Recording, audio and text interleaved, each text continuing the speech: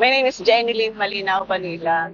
Ako ay taga Bacoor. Kung gaano na ako katagal kay Q Credit, 3 years and 2 months na. Kasi nag-start ako dito 2019. Ilang months lang na nag-start ako, nakilala ko na si Q Credit. Dumaan lang siya dito sa harap ng store. Nag-offer siya sa akin. In-accept ko naman nung time na yan. Malaki na itulong sa akin ni Q Credit. Nung una, siyempre nag-start pa lang ako, maliit pa lang yung na-loan ko. Hanggang sa palaki ng palaki. And sa ngayon, ang limit ko na is 87,500.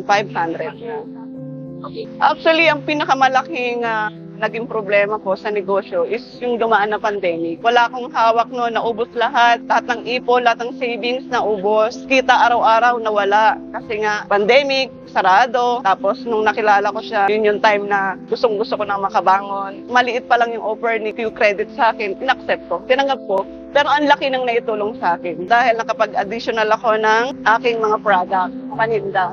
Actually, dati akong OFW. Hindi na ako bumalik sa ibang bansa kasi sabi ko, kung magkano yung kinikita ko sa ibang bansa, baka sakali kaya ko rin kitain dito sa Pilipinas kasi sobrang hirap ng buhay sa ibang bansa. So nakapag-decide ako na maghanap ng pwesto. Nag-start ako sa maliit pa lang to. Maliit pa lang yung pwesto namin, konti pa lang yung laman, pailan-ilan pa lang, hanggang sa unti-unti siyang nag-boom. Si Q Credit talaga yung nakilala ko na napaka-professional. Collector ninyo pa lang, sobrang professional. Doon mo ma-appreciate na parang kahit na nangungutang kami sa inyo, parang ang tingin nyo sa amin, kailangan niya respeto, sobrang dali maka-loan kay Q Credit. Lalo na pag ikaw ay registered na sa kanila, mas mabilis mag-renew. Ako, pindutin ko lang yung cellphone ko. Mag-aas lang ako ng for renew. Maya-maya tatawag si cashier, ma'am, punta ka na dito, pick upin mo na yung renew mo. Pinagmamalaki ko talaga na mas mabilis kay Q Credit. Kamagaan sa negosyo. Bakit? Kasi hindi kayo pinahihirapan sa requirements.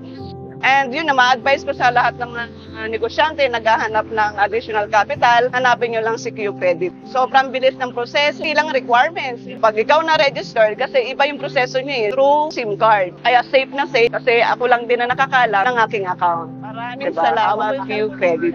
Malaki ang naitulong mo sa akin bilang isang negosyante.